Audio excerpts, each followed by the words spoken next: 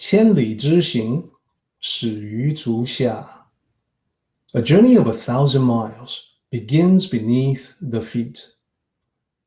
We now gather in the Tao to travel the journey together.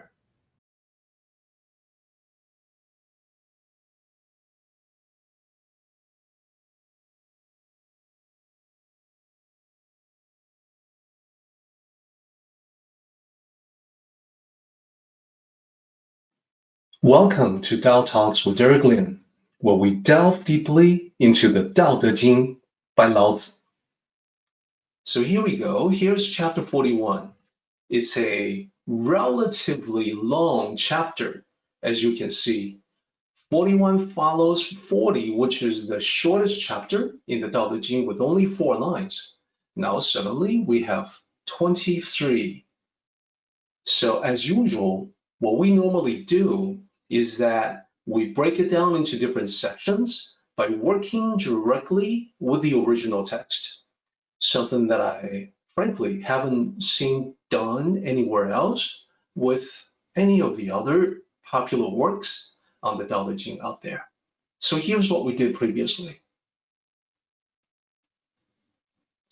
So this, of course, compresses our discussion over multiple slides into one slide.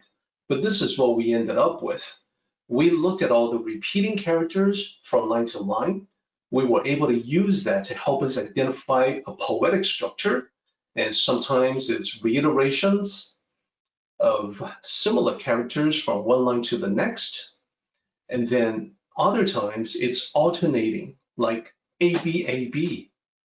So as you can see, it's not always consistent, but there's always something that we can pick out. And in the end, we were able to identify 3 sections. And we started discussing the first section line by line, and we even picked out some of the characters to delve deeper into the actual Mandarin character that evolved from the original ancient Chinese. So what we ended up previously was line 7. From line 1 to line 7, it's all about the different levels of people as they encounter the Tao. So we had a lot of fun with this. We talked about what is on this slide. You will see the higher people, the average people, and the lower people. Let's zoom in on that for a closer look. So this is part of our recap from before. Lines 1 to 7. The different levels, let me highlight those for you. They are line 1, line 3, and line 5.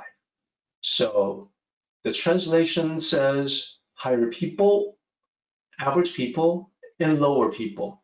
In our discussions, we use the expression high-level people, mid-level people, and low-level people.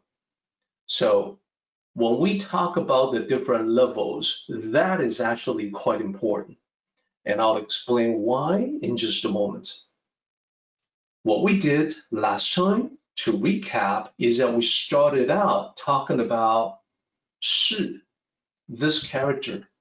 It's repeated in line 1, 3, and 5, and here you see the reiteration in just line 1 and 3. So then I single it out in a previous discussion to explain, number 1, the pinyin romanization. So that shows you how it's supposed to sound, shi. So a non-native speaker of Mandarin may look at the romanization and think that it's shi, but it's actually shi. So it's even a little bit shorter, more abrupt in sound. Now this character is, as you can see in my slide here, it's a lot of times it's mistranslated as man. And that misconception came from the idea that it was usually men who had a public role in ancient Chinese society. Now I'm here to tell everyone from a linguistic perspective, 士 itself is gender neutral, that these lines appear to refer to absolutely everyone, men or women, and it's good for us to return to that original gender neutral context. So at the bottom of this particular slide, you'll see the reference there. What I'm doing, what I did before, was that I wanted to appeal to logic in everyone, pointing out that in modern spoken Mandarin, when you use this particular character, you have to add gender identification to it to turn the gender neutral term into either male or female. So, 男士, male persons, literally, that just means men, gentlemen. 女士, female persons, literally, that just means ladies. So if you have to add 男, male, or 女, female, before the character, then logic will compel you to conclude that 士 by itself is either it's both men or women, either men or women. So it's gender neutral, applies to everyone. An important point that this is Lao Tzu not choosing just his male students or disciples in addressing them, but addressing absolutely all of humanity. Let's continue on. So the other factor that we talked about that was also important had to do with the levels of learning, levels of cultivation, levels of understanding that we all go through. So here's the slide that addresses that. I'll just briefly talk about it. I see many translations out there that not only mistake 士 as man, but also mistranslates high, medium, and low as superior, average, inferior. That is a really bad translation. It reflects on the translator's lack of understanding of what was originally intended. It takes away from the true context. So when we talk about different levels, we're talking about levels that apply to everyone and levels that can change. Just because you or someone you know is at a relatively low level today, that is no guarantee of how they can accomplish and achieve and attain in the future. So you may be low or medium level today, but you may be medium or high level tomorrow, or perhaps next year. Sometimes it takes a while. So the original meaning was always that everyone can attain a higher level, whereas translations like superior or inferior tend to be more like a judgment context, more of a harsh nuance. Judging someone to be superior, judging someone to be inferior, we don't do that. We don't do that in the Tao. We talk about the dynamic, ever-changing levels that we all go through. This means that as you cultivate the Tao, you will encounter people at a higher level than yourself and people who are still at a lower level compared to you. The way to treat them in the Tao is very specific, very explicitly explained by Lao Tzu. That when you regard the higher levels, you see them as your teachers, and when we see these higher level beings among us, we all know that we can learn from them. There's a lot that they can teach us, so they are the revered teachers, of course. But then, as we turn around and look at the lower level people, we do not treat them with contempt. Instead, we use them as resources because they provide counterexamples of what not to do. They are the warning signs, and they remind us where we came from, where we used to be, that once upon a time, we too were at a lower level. Therefore, we have every reason in the world to treat them with compassion rather than contempt. So to summarize the different levels, last time you saw this chart. This chart goes on to quite a few entries, 7 entries in all 3 columns. The first 2 started out with the content of Dao De Jing, this particular chapter of the Dao De Jing, from line 1 to line 7.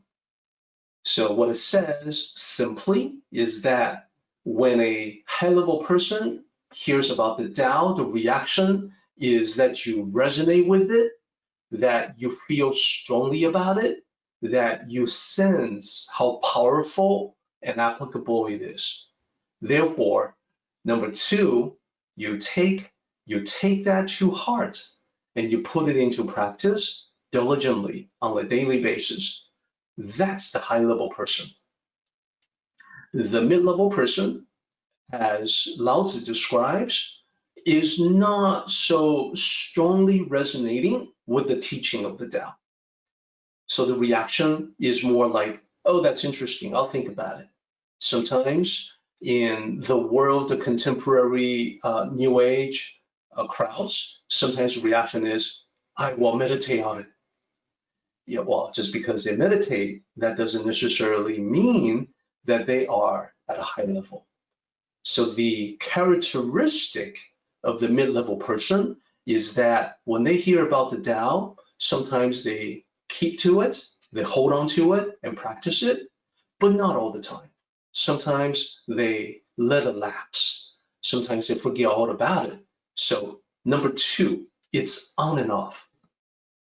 The low-level people, well, the third category, the column to the right, the reaction is oftentimes mockery and rejection. And the way that Lao Tzu described it was that when they hear about the Tao, they laugh out loud. So this was number 1 and 2 are drawn from that, from the content of the Tao Te Ching. There's more that we talked about. We went on to describe the other characteristics. So for instance, when we talk about diligent practice for the high-level person, well, you don't need to tell them that they need to do this. They will start the practice themselves. Mid-level people tend to need being told what to do, that it's a good idea, that it's a recommendation. Then they may start. And then the low-level person will simply refuse to budge, and so on. So these are the different distinctions on the different levels. For the details and all of the above, there's a recording made available on YouTube. So a big thanks to Mark for the hard work in doing all that, compiling that, extracting the relevant parts to make it easy for people to digest. We really owe Mark a lot of things. Now, continue on. Let's pick up from our discussion and talk about what's after this. This is the point where we ended up. Now, lest you think that from number 3 to number 7 in this list are something that we just made up, let me just reassure everyone that every item that you see here has a basis in the Tao Te Ching, most of them basis in this chapter. And there's plenty to draw from because we have 23 lines. As we go explore the rest of the lines, I'm going to point out the additional ideas, concepts that we can get out of them to add to our overall concept of the leftmost column, the high-level people. Okay? So now, here's a slide about the aspirational goal of attaining to a higher level. It starts with a question for everybody. here's the question. Where would you say you are among the levels? This is actually something that people have already started answering. Last time, when they looked at the 3 different columns in the previous slide, a lot of them have remarked that, hey, you know, I'm sometimes here, sometimes there. So you may be between levels. That's okay too. None of us, I think, can claim to be a real sage. We're all works in progress. We all need to improve and refine ourselves. That's the reason why we're gathering on Sundays, to be looking at this ancient text, to be having these discussions. So that's completely okay. And then there are also some of you who say that, you know, I thought that I was a mid-level person, but now it looks like I'm more veering toward the high level. Well, more power to you. Now, the goal that we all have is to be consistently at the high level. And we all know probably that there are times when we fall off the wagon. So one of the objectives that we have is to achieve that greater level of consistency. Now, here's number 2. Here's number 2 that I think applies to many of us listening, whether you are listening right now live or watching this as a recording. I want to draw your attention to number 2. High-level cultivators have affinity with the Tao. So this covers the people who are already at a high level. Some of us may have attained that level already. It also applies to people who are working their way toward the high level, people who will become a high-level cultivator someday, maybe soon. So let me talk about this concept, this affinity.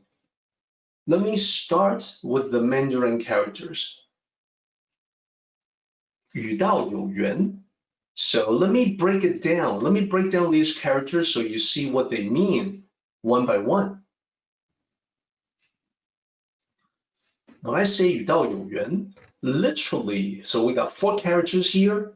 The first character means with.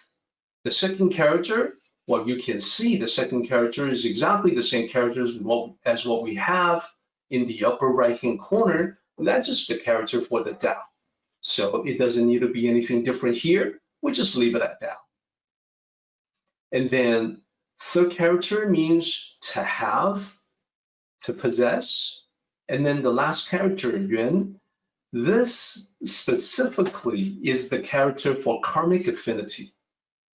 So karmic affinity is a big deal in Tao cultivation and in Eastern thought in general. So you will encounter karmic affinity as a concept in Buddhism, for instance. Now, what you can do is that you can string them together and get the idea for the meaning in the Mandarin phrase. Thus, 与道有缘 just says that you have karmic affinity with the Tao.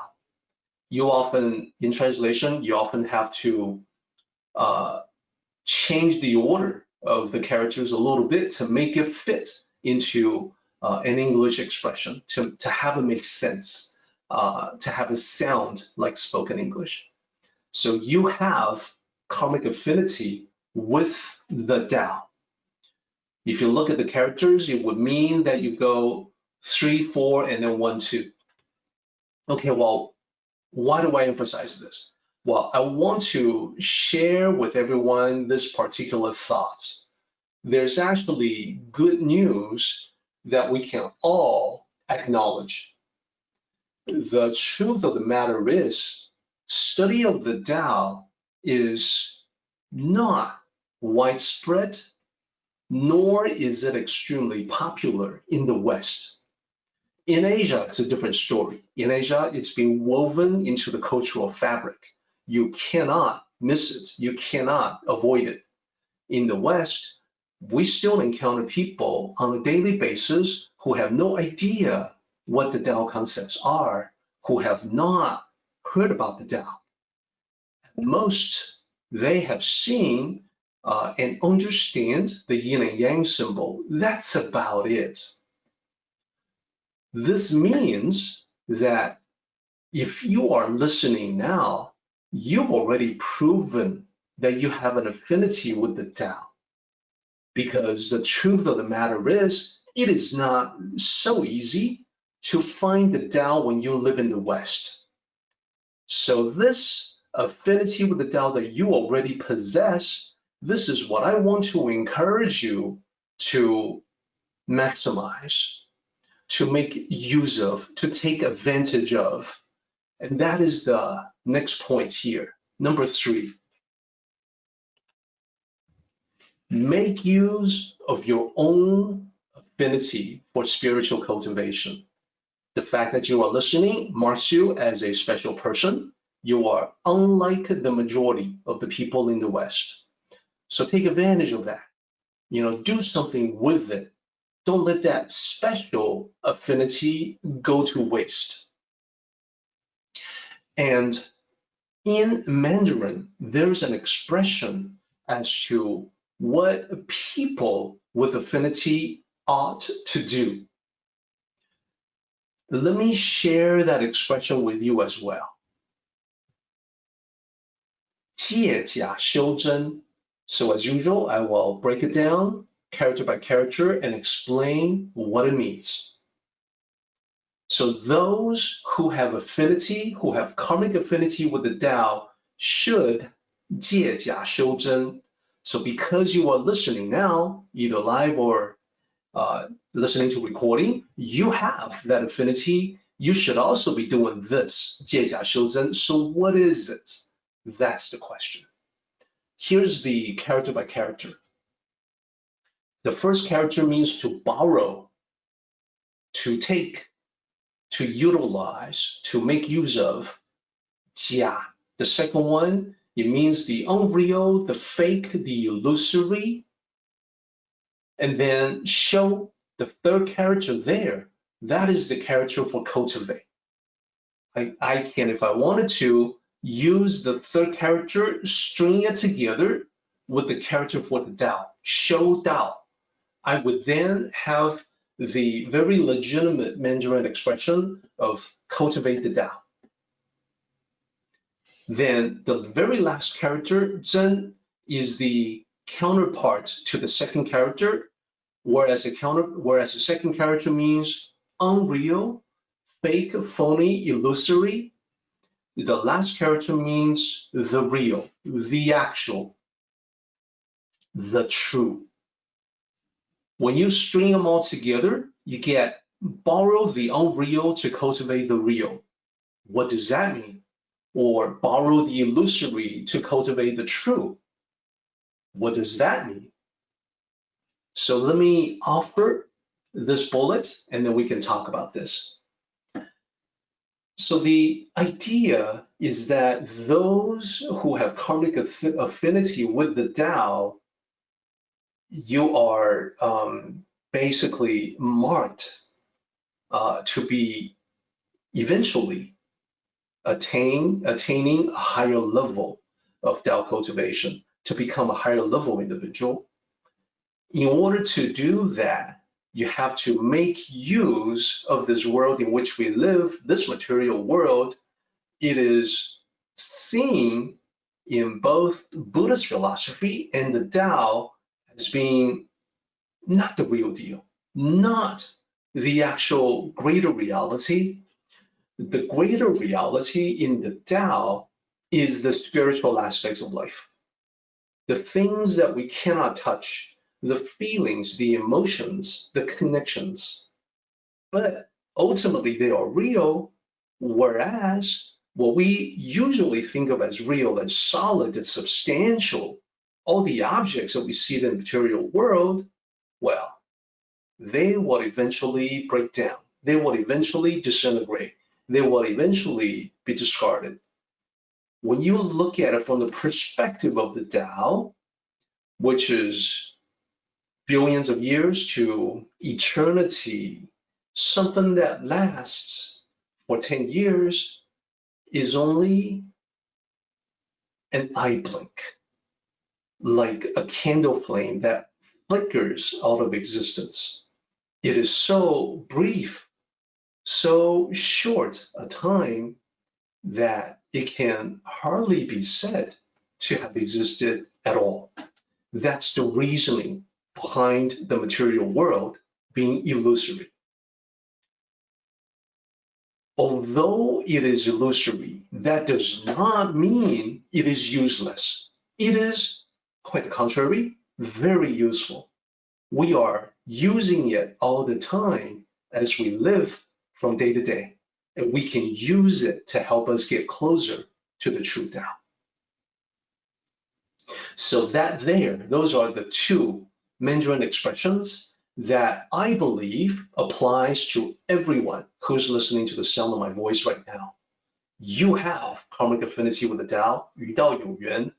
You must use the illusory world to cultivate the true Tao, 借假修真. So now let's continue on with the Tao Te Ching. Let's go beyond line 7. And now we will break down line 8, 9, 10, and 11 as a section to talk about the meaning behind all that. It starts with 建言. I've singled out 2 characters in line 8 to explain what they mean. The first character is therefore or thus. So 建言, translated as proverb. There's a little bit more to it than that. What exactly is 建言? Well, at the time of Lao Tzu, when Lao Tzu wrote these words, the concept of the Tao had already been alive and well in ancient Chinese culture for at least a couple thousand years, probably a lot more. So there were ancient masters, ancient sages who had said things, who had made remarks that were worth preserving. So in the bullets, you see these are the well-known phrases from ancient times. What they are basically is words of ancient masters and sages preserved through the generations, and they become these sort of supplementary suggestions in Tao cultivation. These are truisms. These are sayings that people have found to be useful generation after generation. So that is that's what was translated as proverb, but now you can see there's a little bit more to it than that. So I wanted to give you the full context. That's what, that's the reason why this meeting is useful. Beyond the book, beyond the translation that I have published, there's a lot more that you can get from these simple lines. They're rich with meaning. Now, Chinese culture is full of proverbs, sayings, and idiomatic expressions, and I'll talk about a few of these. I do want to let everyone know, though, when I talk about these Chinese proverbs and expressions, people already have some ideas as to what they are. And here in the West, a lot of times, the pre-existing ideas, the preconceptions are actually wrong. They're actually false. That there's a lot of fake Chinese sayings out there that people use all the time. And people assume that they are Chinese, but they're actually not. So I want to take this opportunity to just highlight a few that people assume to be Chinese, but are actually Western in origin, made up in the West, and corresponding to absolutely nothing in authentic, actual Asian sources. So here's one I think a lot of people have heard. May you live in interesting times. This is stated to be an ancient Chinese curse. May you live in interesting times, the idea is that it's sort of an ironic expression. Interesting times are times of chaos and strife, which definitely describes the time that we are living in. May you live in interesting times being a curse means that may you suffer from the chaos and strife. Okay, well, that's interesting expression about the interesting times. The problem is, it doesn't come from ancient China. It doesn't come from modern China either. It doesn't come from anywhere except the West. So this is a fake Chinese saying. And here's another one. The Chinese word for crisis consists of danger and opportunity. You may have heard this because this has become a favorite for conference speakers, motivational speakers. They'll pull this one out to talk about it. And some of them have drawn this from a speech that was given by President John F. Kennedy. He had a speechwriter put this together, and he used it in one of his speeches. So this is from decades ago. The reality is, though, the Chinese word for crisis is 危机, 2 characters. Now, when you want to, the 2 characters are expressed together, and it translates to nothing more or less than crisis. That's it. So what people have done is that they've broken up the 2 characters to say 危 means danger, and 机 means opportunity. Actually, 机, the second character, means time. Literally, a crisis is a time of danger. So that's all it says. The second character, if you add it to another one, 机会, then it becomes opportunity. So there's no hidden wisdom in the Chinese word for crisis. It's just language. That's all it is. And then another one, that's a fake expression. People who say it cannot be done should not interrupt those doing it. So this has been quoted recently by a public figure who was then roundly criticized for using a fake Chinese quote, because this, in fact, does not come from a Chinese cultural source. There are other ones too. Supposedly, Confucius has been quoted as saying, before embarking on a journey of revenge, dig 2 graves. One for your enemy, one for yourself. Sorry, he never said that. So there's a lot of these cultural misconceptions. There's a lot of these experts in Eastern thought, Eastern culture, who are just really copying, plagiarizing what other people have come up with, who in turn have plagiarized and copied from other Western sources, not actual Asian sources. So having talked about these fake quotes, it's time to give you some examples of real ones, real quotes, real expressions.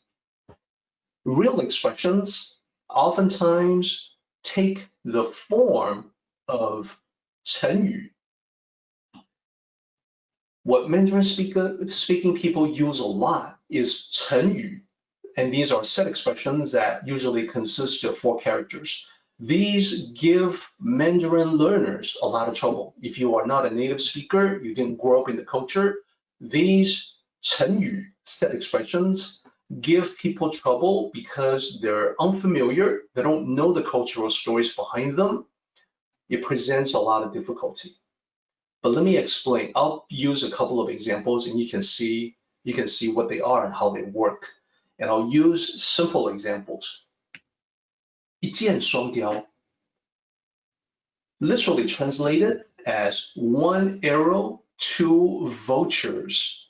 And you can map these English words to the characters 1 for 1. This originates from ancient times when a seasoned warrior, a talented archer, is able to use 1 arrow to shoot down 2 vultures who happen to be in the sky, squabbling, fighting over a piece of meat. So they were close together in proximity to one another, thus allowing the archer to take them both with 1 arrow. As you can see here in my bullet, the ancient Chinese equivalent of kill 2 birds with 1 stone. Now, as you can see, in ancient China, It wasn't a stone that did the killing, but bow and arrow.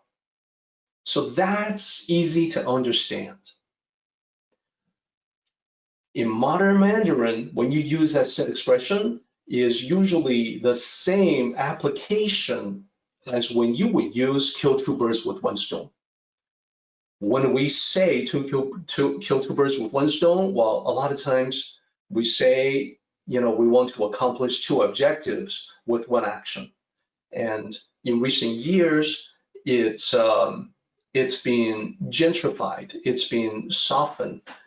Rather than to use such a violent imagery, the suggestion is to feed two birds with, one stone, rather than to kill two birds with one stone.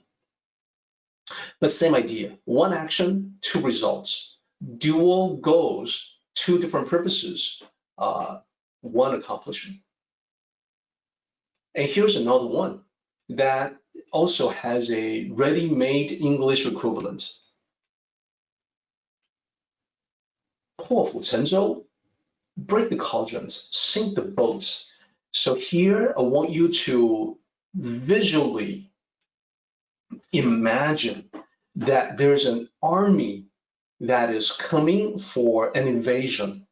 So in boats, these soldiers have reached the shore and they're getting ready to do battle.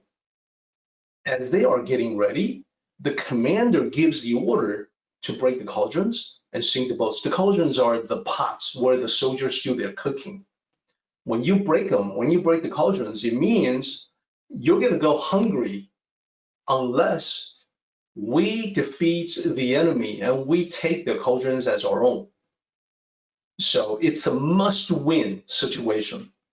Sink the boats? Well, it logically follows. Sink the boats. There's no way back. There's no way out of this. The only way is forward. The only way forward is through the enemy camps. So you can see in my bullet here, closest to the familiar Western notion of do or die. Okay. Related expressions include expressions like you've passed the point of no return, meaning that you now must be absolutely committed to doing whatever it is that comes next. And a similar expression to passing the point of no return is crossing the Rubicon. The Rubicon is a river. So in ancient times, and this is a Western expression, it comes from Western history. In ancient times, Caesar was a governor, started out as a governor, and when his term ended, he was to return to Rome.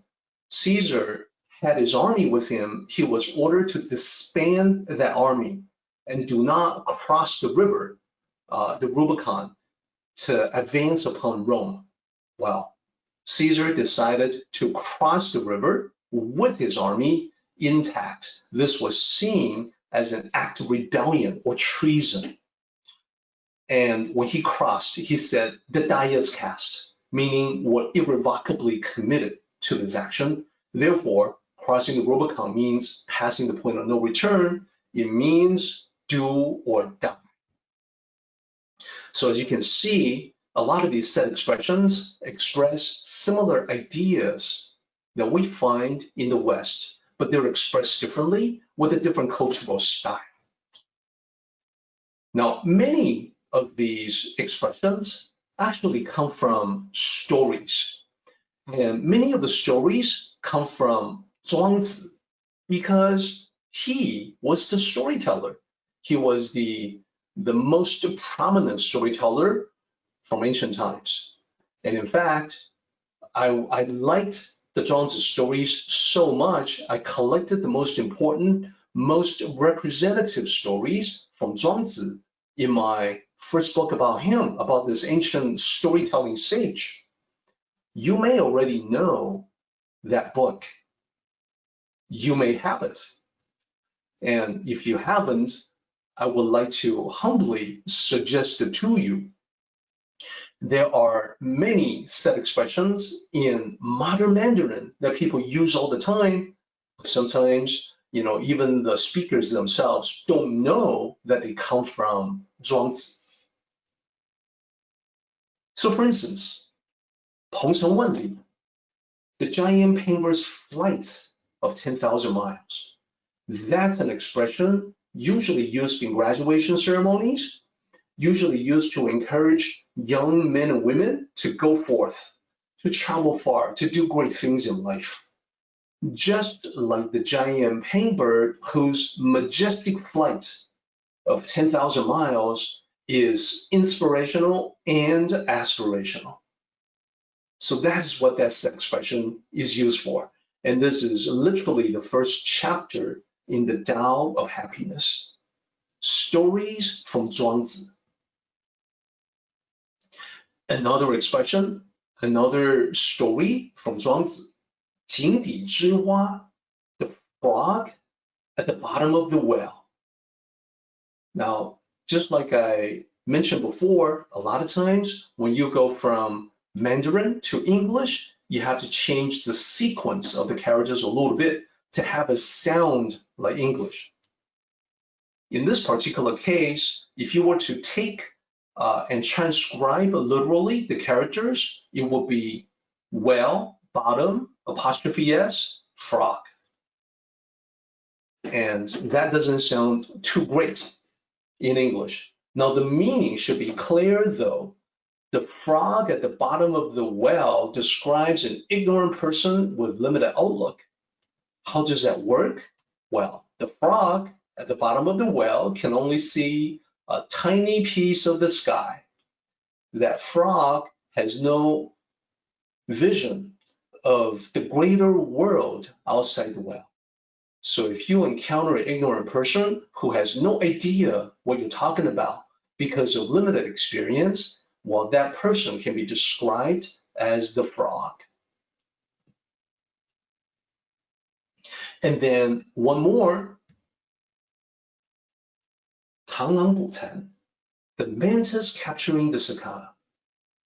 This is also a 庄子 story, a famous 庄子 story about the mantis focusing so much on capturing the cicada in front of it that it is completely unaware of a bird right behind it getting ready to snap it up. This is used as a vivid imagery to describe someone who's got tunnel vision, who can only see what's ahead of them, unaware of other factors around and maybe danger behind them. So a very applicable, very useful expression that is utilized almost every single day in the typical Mandarin conversation. So these all come from 庄子. There's a lot more from 庄子. There's so much more that I think I may need to come up with another volume to collect the best of the rest of the stories that I still haven't covered in the Tao of Happiness. The Tao of Happiness is structured to describe the journey in life, the spiritual journey in life, the spiritual quest, and therefore you will see it describing the beginning of the journey, the considerations about the journey, as well as the end of the journey.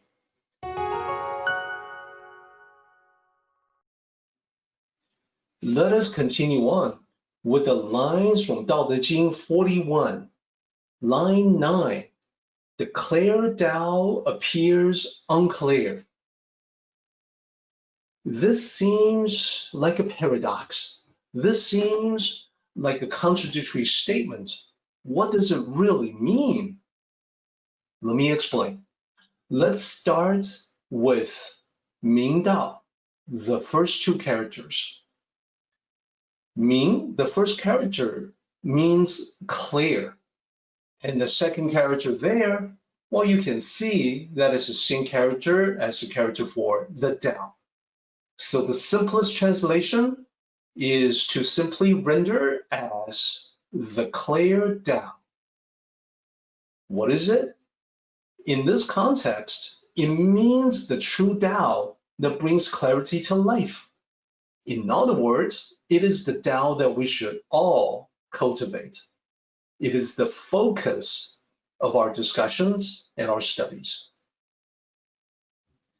Why does this true Tao appear unclear? Well, there's a simple reason for that. It appears unclear because the cultivation work that you do, that I do, that we all do, it should be mostly done on an internal basis. It is something that's done within the mind, within the heart. For that reason, it is not readily visible to external observers. To most people, this cultivation of the true Tao is not at all clear at the surface level. After all, there are no billboards that would inform others that you are cultivating the Tao. You have no flashing neon signs, no spotlights, no posters that would let people know about what you're working on, what you're doing for yourself. Indeed, the more you cultivate, the more ordinary you appear. This is where I want to give everyone my standard warning that if you see someone who walks around wearing, for instance, Asian robes, who wears all kinds of pendants, necklace, decorations of Asian styles, that person would be advertising his or her status as a fan of Asian culture. That would actually not be what we're talking about here. That would make it very obvious to other people, make it clear, hey everybody, hey world, look at me, I am into the Tao, or I am into Buddhism, I am a Buddhist, etc. That kind of advertising is contrary to the cultivation of the true Tao. Indeed, an actual high-level Tao cultivator, perhaps a sage, will not exhibit signs of spiritual attainment. Instead, they appear humble, unremarkable, ordinary, someone that people would not pay special attention to. They would not be walking in wearing sandals and a yellow robe, with various things that would indicate to other people about what they do.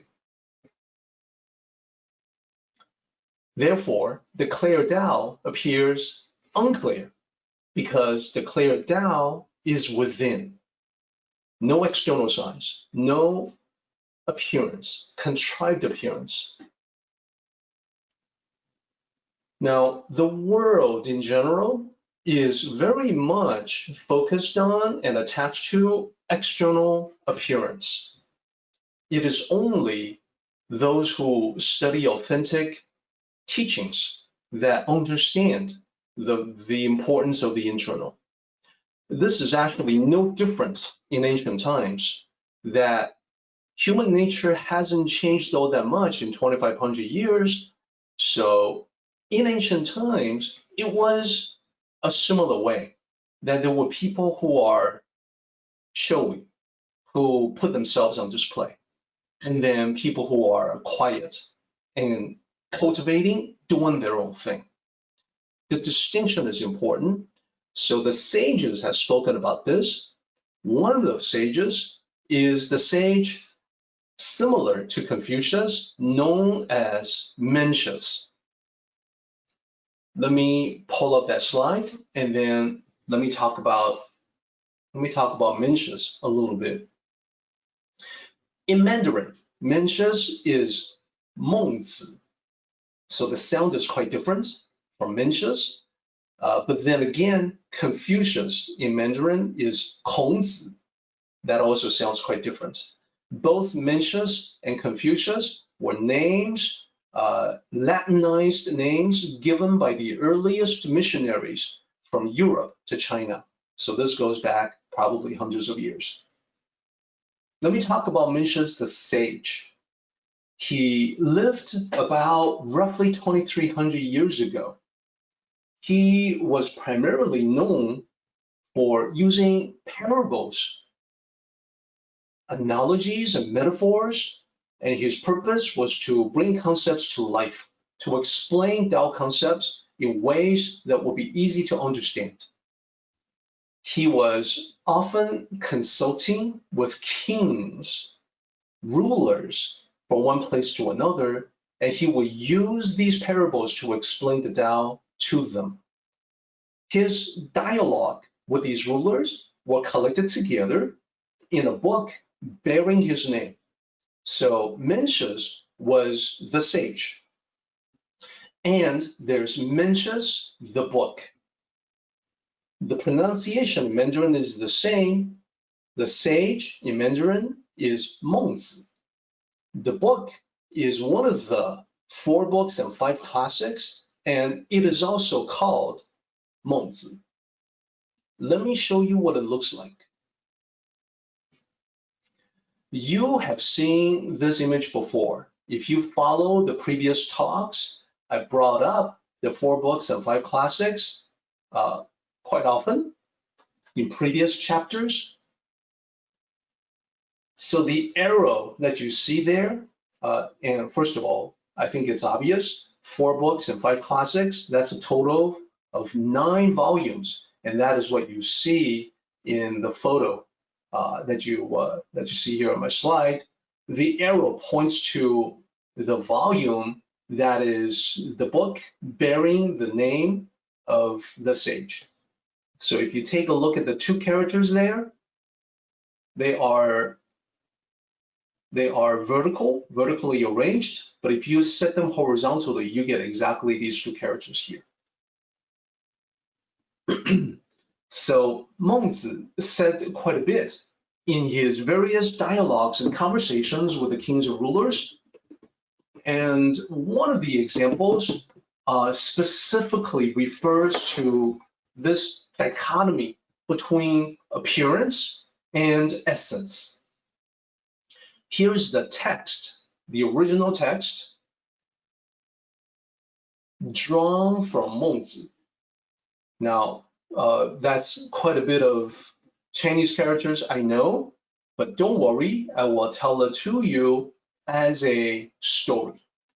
So you will find it easy to understand, just like the ancient kings conversing with Mengzi. It is a parable that I called the bent finger. What is that? Well, it goes back to a conversation where Mencius said to one particular ruler, explaining a concept, Mengzi said, "Now, let me tell you about this particular fellow.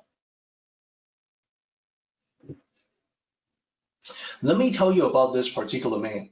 This man had a minor problem. What was the problem? Well, the 4th finger in one of his hands was bent. He couldn't straighten it. He could not extend that finger to straighten it out. It's a problem that he's always had. Now, because all it is just a bent finger, it was not obvious, not an obvious problem. A lot of people around him did not know about the problem, didn't know he had this little issue. That bent finger that could not be straightened, well, it didn't cause any pain. And although it might be a little inconvenient at times, it didn't really get in the way. Like, he could do whatever he wanted. He could still get things done. He could use the rest of his fingers. Didn't have a whole lot of problems. So it didn't stop him from doing anything. Although it was a permanent condition that he had, it wasn't something that came and went.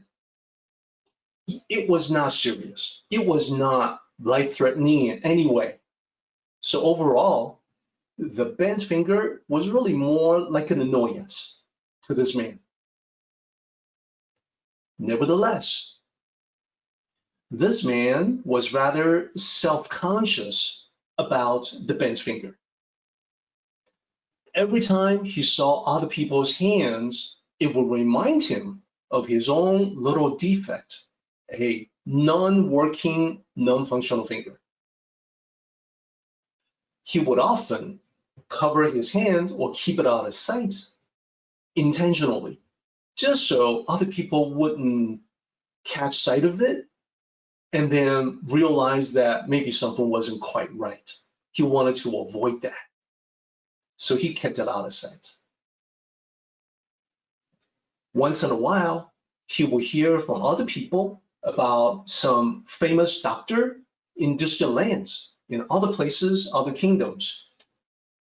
And he would pay close attention to what was being described. He would listen to the description of this particular doctor's expertise and accomplishments in healing people.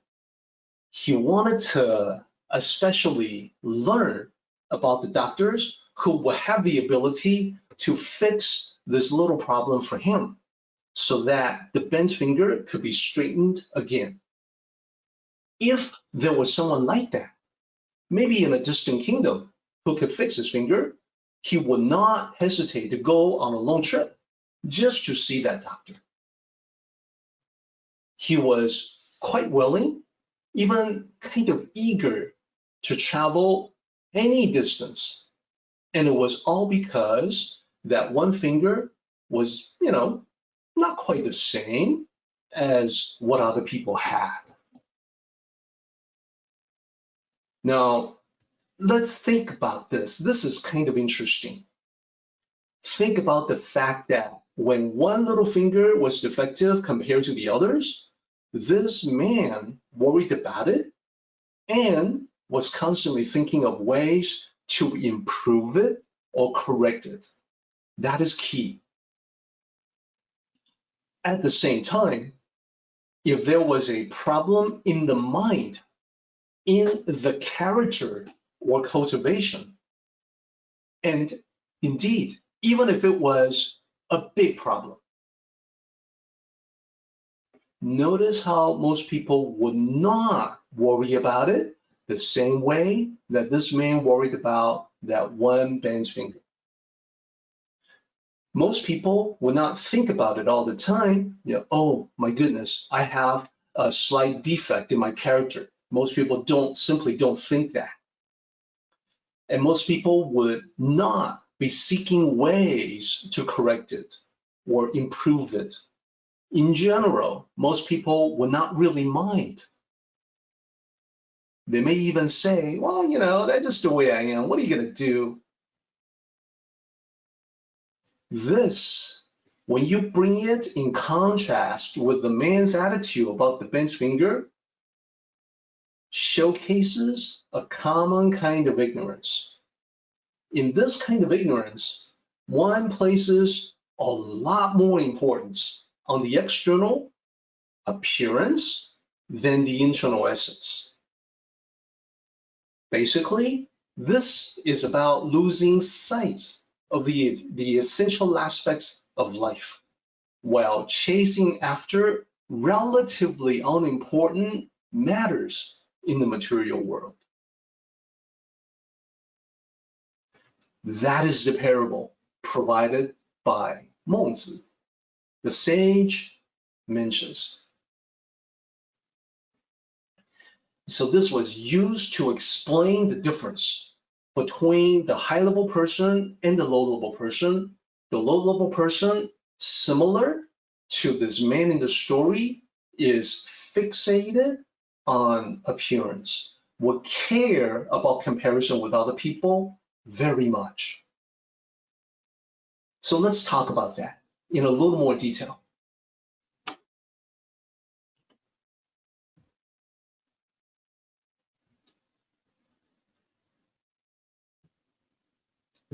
First, the man in the story, the focus is on the external, on the appearance, the physical and material aspects of life. So this is exactly the kind of people that Lao Tzu said would laugh out loud upon encountering the Tao. That's low level. What about mid-level? What do you think?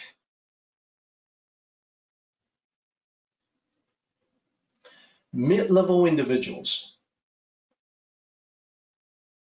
they are a little better than the low-level individuals in that they will shift their focus to the internal once in a while.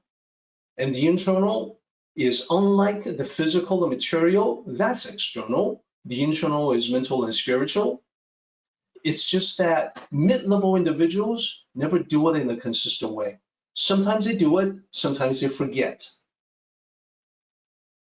So what about high-level individuals? The high-level individual would be the opposite to the man in the story. As Mencius explains, high-level individuals are the ones who care about their internal states, who place that as a high level of importance, and therefore they constantly seek to improve themselves within.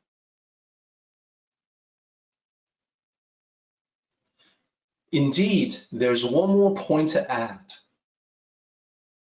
High-level individuals focus on the internal, that's one aspect of it. Another aspect of it that's equally important that Mencius didn't get around to explaining in that passage, but I'm going to tell you now and then come back to reinforce it later on. The internal improvement is often accomplished in the most ordinary activities in life. It's in the caring of other people.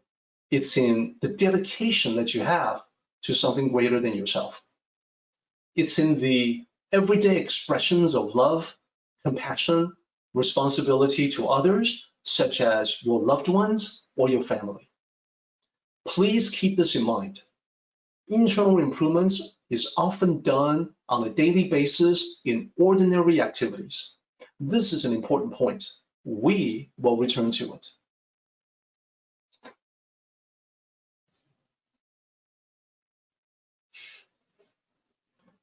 For now, it is time to go back to the Dao De Jing, and now advancing yet another line to line 10. Line 10 says, the advancing Tao appears to retreat.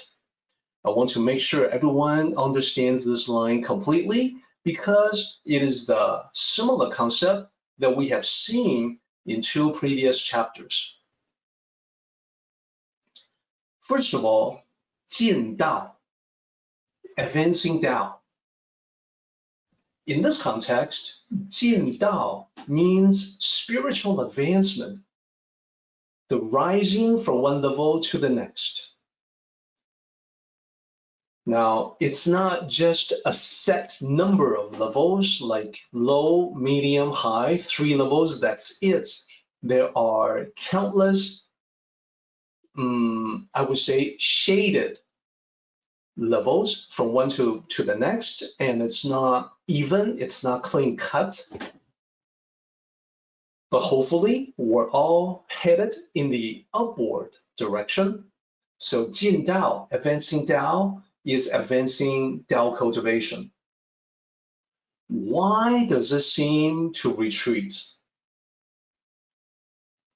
Well, it seems like the opposite, that when you advance, you seem to retreat because the higher you go, as previous chapters explained, the more humble you must be.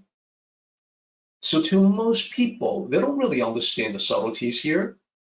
They just see that you become ever more humble. Their assumption is that perhaps you don't really know what you're talking about, you're not that confident, so you don't speak up. They do not understand your humility. They assume you being quiet means you have nothing to say, or that you don't know much. When in fact, the reality may be quite the opposite, that you are increasing in your understanding of the Tao, But because of that, you find that you have no need, no desire to show off what you know. Therefore, the advancing Tao appears to retreat. I hope that makes sense. Next, we have the smooth Tao appears uneven. This is also another line, like the previous lines, that can be difficult to understand unless you have some sort of experienced guidance. First of all, notice how in line 9 we started out with Mingdao and then the first two characters. Then in line 10, we also started with the first two characters, the advancing Tao. So now we also want to start with the first two characters, translated as the smooth Tao. What is the smooth Tao? What is that expression? It's actually a reference to another chapter. It's a reference to the nature of Tao cultivation. Line 4 in Tao Te Ching 53 says that describes the Tao as a broad and smooth and flat avenue that is easy to walk. The idea, the meaning is the same. So the Tao can be compared to a broad and plain avenue, easy to see, easy to walk. There's no trick to it. It's planting one foot after another. It's easy. We human beings make it much more complex and much more difficult than it has to be. Therefore, it doesn't appear to a lot of people as easy to walk, as smooth, as plain. That same chapter, Tao Te Ching 53, also points out people don't want to walk the broad and plain avenue. They are always looking for shortcuts, what Tao Te Ching 53 calls the side paths. They always want the secret that will let them win big for little or no effort. Whereas in the Tao, it'll say, nope, no secret. You just keep on doing this. Over time, you will accomplish a great deal. But for now, in accomplishing the journey of 1,000 miles, you got to plant one foot after another. Easy and simple. But people think, no. If I have the secret, if I have a side path, I will walk 100 miles in one step. Now, this doesn't work. It doesn't work. In reality, there's no substitute for putting in the consistent, sustained work. Shortcuts simply do not work. People looking for side paths and tricks, they invariably end up wasting time, getting nowhere. In the meantime, people who are not as clever as these people looking for shortcuts, they just walk the path, the Tao, in a slow and steady progression. They end up being miles ahead, while the clever ones explore all the side paths and waste a lot of time. The not so clever ones know the Tao is smooth and easy to walk. The shortcut seekers, upon failing to make meaningful progress, maybe end up where they started. Do they blame themselves? No. They point the finger away from themselves. They convince themselves that the Tao must be uneven. That's why they had to explore all these other alternatives. That's why the smooth Tao appears uneven. It isn't really uneven, except in the mind of these people who want the secrets, who want the shortcuts. So by now, we have gathered up 3 additional descriptions about the high-level individuals. So it's not just about how, when they hear about the Tao, they react strongly and they put the Tao into practice diligently. It's more than that. This section that you see here, lines 8 to 11, provide us with more descriptions. So I want to put it together. I want to summarize all of them in one slide. So the title of the slide, 上士, means high-level individuals. We have 3 more descriptions about them in addition to the reaction to the Tao. We have the clear, unclear, that the clear Tao appears unclear. This is because high-level individuals focus on the internal work of Tao cultivation, and that is the reason why their spiritual attainment is not so obvious to others. You know, they don't do it to show off. They don't do it to draw attention. So to other people, it seems unclear. And then secondly, we saw the advanced retreat. So as described before in previous chapters, the more they learn, the more they attain spiritually, the more humble they become. Ever more humble as they elevate themselves, so some may mistakenly assume they don't know much. They are really advancing. Other people think they are retreating because they're all humble and quiet. Lastly, and number 3, adding to our idea of high-level individuals, is the Tao as a plain path, as a smooth path that is very easy to walk.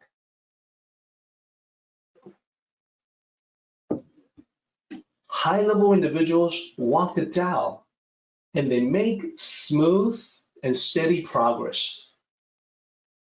Others assume the Tao must be difficult or uneven, and they look for the side paths. So I think that makes sense. And now I think we are ready to talk about the next line. So remember the summary. What we'll do is that we will build upon this. The next time you see this particular style of slides, it's going to be number 4, 5, and 6. Okay, so we start out with 1, 2, and 3.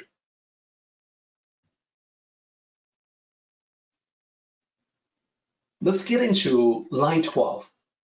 High virtue appears like a valley. What does that mean? Well, the valley is a recurring metaphor, a recurring imagery in the Tao Te Ching. It's a familiar reference, or I hope it should be a familiar reference in the Tao. It represents an open, accepting, accommodating frame of mind, like a valley with wide open spaces. And let me use an imagery to represent that. A valley that is wide open, representing this very tolerant perspective, accommodating perspective. So the high-level individual is like a valley. That individual is able to contain diverse, different opinions. The valley can contain many different things without losing its own character. The person, like the valley, can contain different opinions without losing his or her own essence, his or her own beliefs. Moreover, just like the valley sustains living things, the high-level individual, being like the valley, is nurturing, supporting everyone without attempting to interfere with them. So this is why high virtue appears like a valley. So this one is a little easier to understand, I think, than the previous lines that may appear like a paradox. Let's tackle the next one. Next one says, great integrity appears like disgrace. First, I want to single out the character Bai. This character means white, the color white. So in ancient Chinese context, it is referring to a plain surface for writing, and it is used as a reference to a pure state of impeccable integrity, blameless, impeccable, one of the great virtues, and it's a manifestation of the Tao. What does it mean? Well, for the high-level individual, to have integrity means true to yourself, your family, your friends, your associates. It's about a sense of honor, duty, being responsible.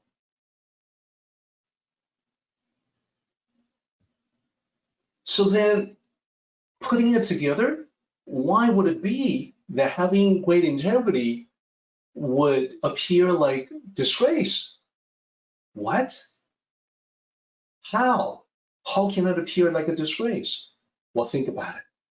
High-level individuals with great integrity act in accordance to their obligations, even when doing so is not to their advantage. So people who don't have that code of honor, who don't feel that sense of obligation, which is a lot of people, they're the ones that shirk their duty. They're the ones that dodge responsibilities. Does that sound familiar? We probably have all seen people like that, right? To those people, to remain honorable seems foolish, even disgraceful. They may think, oh, so dumb. You could have gotten away with it. You didn't have to do that. You can just let it go, right? So to them, it doesn't seem like a good thing, but such opinions have no effect on high-level individuals, because to them, there is never a question that they would fulfill their promise. So I can see that because of time constraints, we're going to need to revisit this particular slide again in our next meeting, because what I have done is that I've prepared a story to illustrate this very idea that great integrity appears like a disgrace.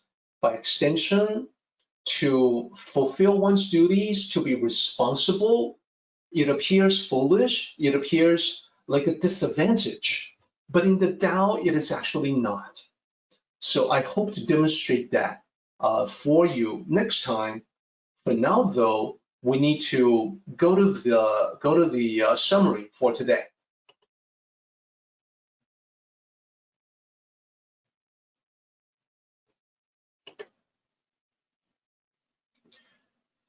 I'm going to start out with the summary from previous meeting, and then we will advance to the summary for today's meeting. Hopefully, everyone remembers this slide from last time. This was my initial suggestion. I have 4 suggestions on reaching for a higher level, to be a higher level person, because it is a worthy ideal for all of us.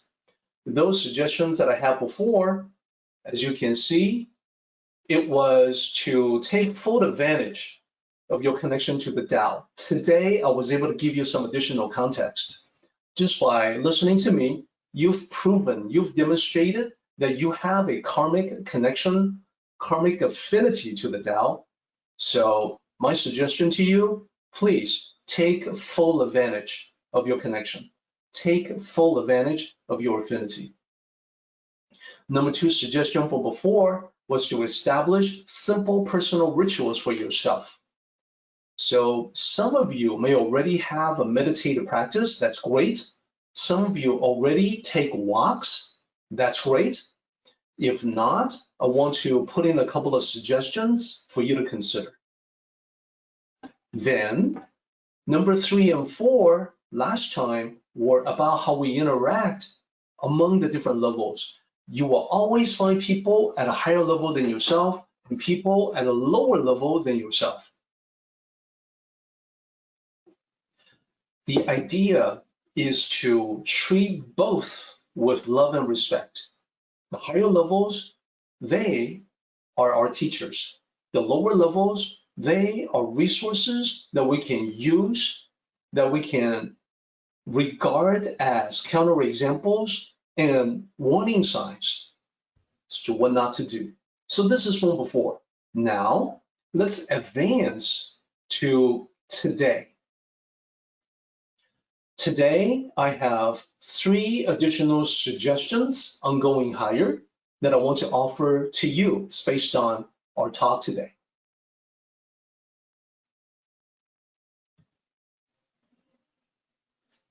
Number 1, prioritize internal essence over external appearance.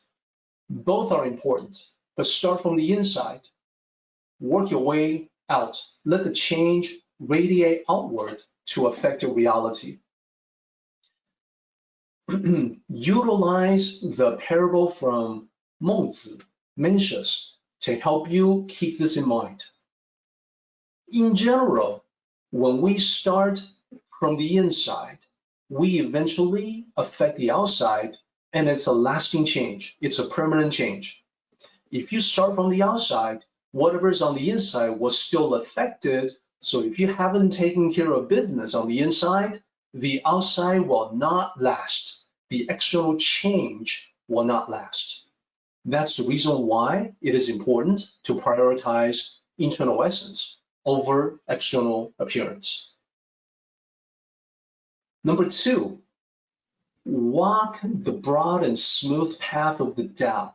This is the expression from Lao Tzu to say, don't get sidetracked, don't get distracted. Of course, Lao Tzu, in his time, there weren't as many colorful distractions as we have today in the modern world, because we now have access to bookstores, to the internet, to the library, to everything. There are so many other side paths that one could explore. But be careful, especially the distractions that promise everything, which is frankly, the vast majority of the self-improvement industry, are distractions that promise the world while delivering nothing. Gotta be careful. My personal advice to my closest friends, after I myself have done the exploration of the side paths for many years ago, my advice from the heart is to stick to the Tao. It won't lead you astray. It will keep you on the right path in life. Number 3, remember, it all starts in the home. Now, I mentioned that to the improvements to the self, the internal cultivation, a lot of that work happens in a day-to-day experience of living one's life. So strengthening relationship with loved ones, well, that by itself is a powerful practice. That by itself will advance you. Our meeting has come to an end, but the journey continues on. Let us travel safely. Until next time, may the Tao fill you with peace and happiness.